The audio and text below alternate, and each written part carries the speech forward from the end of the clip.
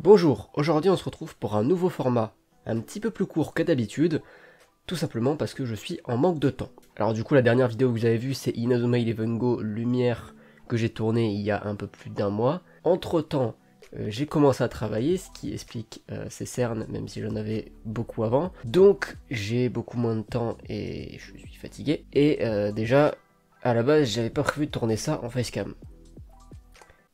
Donc soyez heureux, s'il vous plaît.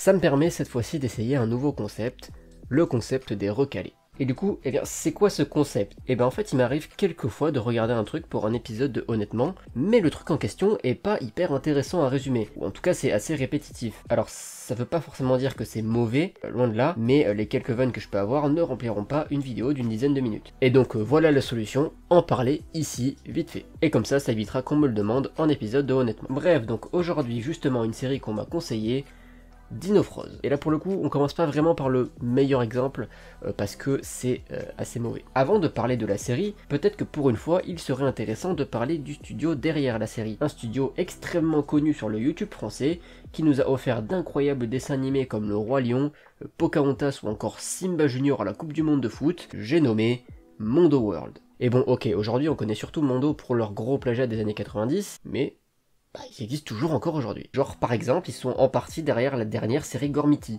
Bon, après, c'est de la merde, mais bon, c'est déjà ça.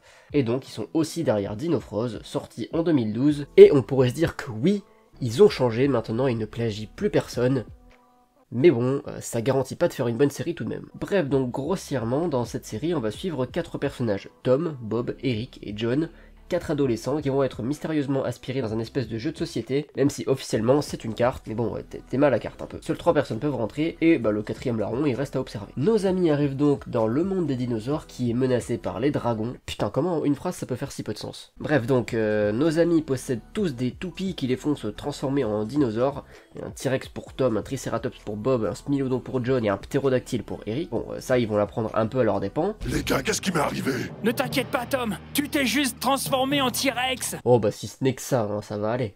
Également, le père de Tom, James Carter, ancien paléontologue, a disparu et Tom pense fortement qu'il est ici, dans le monde des dinosaures. A chaque épisode, les Dinofrose vont se faire emmerder par les dragons, tous sous les ordres de Nécéron, le seigneur des dragons, et les deux parties recherchent plus ou moins à récupérer les fragments du Roprose, pour sauver le monde pour les héros et pour asseoir leur dominance pour les dragons. S'ensuit donc 26 putains d'épisodes qui sont très similaires dans leur construction, avec en première partie des dramas dans la vie réelle, qui concernent généralement la personne qui ne va pas dans le monde des dinosaures, parce que également, à chaque épisode, ils arrivent à rentrer chez eux.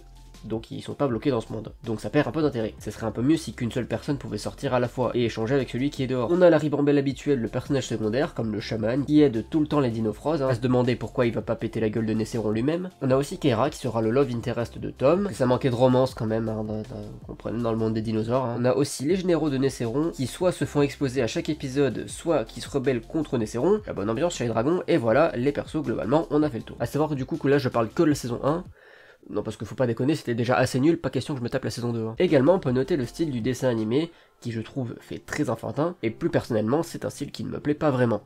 Sans compter l'animation pas terrible, associée à un scénario plus que basique et prévisible, car sans surprise, la fin c'est ils retrouvent James Carter, ils battent Nécéron, le monde est sauvé, génial, on s'en branle. Les personnages sont pas terribles malgré le fait qu'ils aient tenté de donner du développement à certains moments, mais ça reste très basique, et ça c'est sans compter les trucs un peu débiles. Genre Eric, un peu le nerd de la bande, qui est super doux en technologie, mais qui ne sait pas ce qu'est un GPS, franchement c'est assez grave. Concernant le doublage français, alors j'aime pas trop dire du mal du doublage français, j'aime plutôt en dire du bien, mais là, force est de reconnaître qu'il y a un problème, hein. Les voix collent assez peu. Ils ont pas des voix d'adolescents en tout cas, et certainement pas Tom. Je crois que c'est une maquette d'un monde ancien avec différentes zones reliées entre elles. Sinon j'ai envie de dire que c'est une série typique de Mondo, entre trucs complètement cons, genre pourquoi tu te transformes en dino en lançant une toupie, genre vraiment? Quel intérêt ça a? Les toupies tirent des lasers aussi, parce que bon, faut pas déconner, hein, ça fait partie du cahier des charges de Mondo. Enfin bref, entre histoire plate et prévisible, personnages moyens, méchants moyens, épisodes répétitifs et séries que j'ai trouvé très peu divertissantes, globalement, Dinofrose, tué, recalé. Voilà, j'espère que ce nouveau petit format vous aura plu. C'est pas dit que j'en refasse tout de suite, mais si jamais je retombe sur une petite série qui est un peu dans le même style où je peux pas en dire grand chose, c'est probable que je refasse une vidéo de ce style. Et également, je tenais à vous prévenir que la chaîne va être un peu moins active, hein. J'ai beaucoup moins de temps pour faire les vidéos, mais je travaille et j'aime bien ce que je fais. Un petit extrait de mon travail.